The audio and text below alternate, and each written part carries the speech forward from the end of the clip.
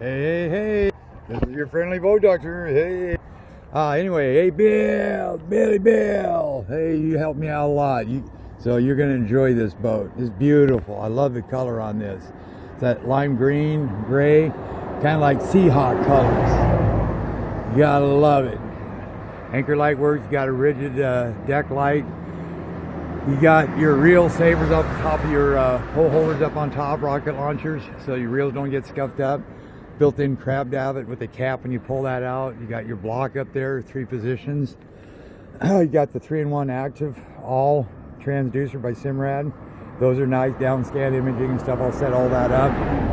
This also got the reverse, heavy reverse off to the side, big kind of reverse strakes, large strakes, keeps the boat tracking and lifting a lot quicker. He kind of did away with the deltas I had put back here though. I had these, what they call high-speed deltas that cornered, so he just extended that all the way down for transducers. Doesn't make too much of a difference. You got reverse on the offshore brackets, help keep that water flow to that motor. And it's a 20 by 50 by 55 degree, one of the largest in the industries. You got a 9.9 kicker. It looks like they ran it out. That's that little brownish rust color, 11 by 7. It's a remote up front. Kicker bracket, nice rigging job out through the back. Could have loomed maybe that wire is there and going for the kicker up in. Got a 17 stainless right hand rotation. This is a Solaris. They're pretty good props. You got a 250. Smart move, Bill. The 200 would have did it, but man, this is your last boat. It's just having that power, and then if you load this thing up, it doesn't matter if you have 1 or 10 or 2,000 pounds in this boat. This 22 will handle it without lifting it up on the takeoff in rough water if you're out in the ocean. The 21 would have been a little, when you hit it, would have just raised the bow up. So this is a perfect motor for you. You're going to like it. You'll barely even have to run the RPMs to be cruising at 30, 35, which, you know, you ain't going to run that typically that fast out in the ocean. But you might. U-Flex, hydraulic steering, dive ladder. The only thing they could have did here on this rear entry door is put a stop and that door opens, some it hits before it hits the side. Same thing with the battery doors. And like I said, I really love the colors on this boat. You know, some people, you either like it or you don't, I guess. And then you got a custom built aluminum trailer. I mean, only way to go. This is all aluminum. You don't have to worry about U-bolts, hangers, wood, you know, carpet, rusting on you, rotting out on you. Built in, you can't screw up loading this. It's got a V-block up front, running Teflon. They got rid of the decking and running Teflon skids. Went with the ST225 75R15 tires. You got mags.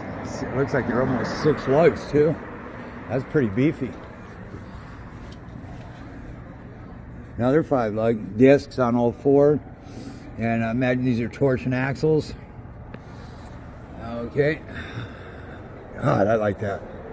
Rub rails, so if you're going down there, you're hitting, at least the bumper ain't going to hit, even at the dock, isn't going to hit the side of the boat and scratch it. Got good ports out the front, not that you're going to get any water up there anyway. You go ahead and dual wipers, top, sides, backdrop, 2-speed Fulton. Gotta love these things. Look at this. With that all the way up, this all the way out here, you can just crank it. Not that again you're gonna have to, because this should line up, hit this V-block, get you up there, just hook it up, pick up the slack, you're done. Spare tire Fulton with brakes, with a dual wheel. You got a handle lock here. I checked the brake fluid, that was okay. You got a step here, so if you want to go here, here, here, you can, without getting your feet wet sometimes. Then climb back up. 2-inch ball, flat flip, I like those too. Those are a lot safer. And of course, if that's moved, pushed out, you can't, well, on this one you can still get the cap off. The other style you can't. The wire on here is a little short.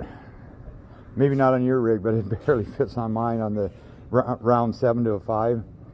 And you got cables, a lot better than chains. You don't have to worry about them rusting. I'm kind of really excited to take this boat out. I like the edge anyway. Like I say, I had a lot to do with this boat when it first came out. Built-in integrated top, this arch. You see how big that tubing is, and it's like 5086 alloy, or yeah, I believe so, 5086. Yeah, pretty sure. Anyway, 4-inch bottom, 4-inch back. I think it was 160 on the sides. Anyway, this is cool as hell when this top is down. It looks like a ski boat. Anyway, that integrated in made the dashes bigger for electronics. It stiffens up the strength on side to side, makes it more solid. Whoop! I'm gonna give you a few extra dollars there. Put in 65 gallons. I like it. That's why I'm doing this. Non-ethanol. You don't have to run non-ethanol if you don't want to. But I just put that to start with this in case some people come in and they say, oh, I didn't want ethanol gas. I put in non-ethanol. You run this thing every 30 days, you're not going to have an issue. Kicker as well. Don't let it sit more than 2 months without firing it up. You can fire it up on a hose. A 250 sometimes, just to let you know, if you don't have the water pressure at home and you fire that up, like with the earmuffs, if it doesn't spit water, you probably don't have air water pressure. So then what I would say is take it to the water somewhere, just dump it in, tie downs on everything. You do have plug and tie downs in the boat. But anyway, take it to some water, back it in for the initial startup. Like if you haven't ran this thing for over a month, take it somewhere first. Don't use the earmuffs because you're going to get maximum water flow. Your water pump will last a lot longer. Okay, this is Boat Doctor out. I can't wait to put this baby in. I'll be careful with it. I won't run her too hard.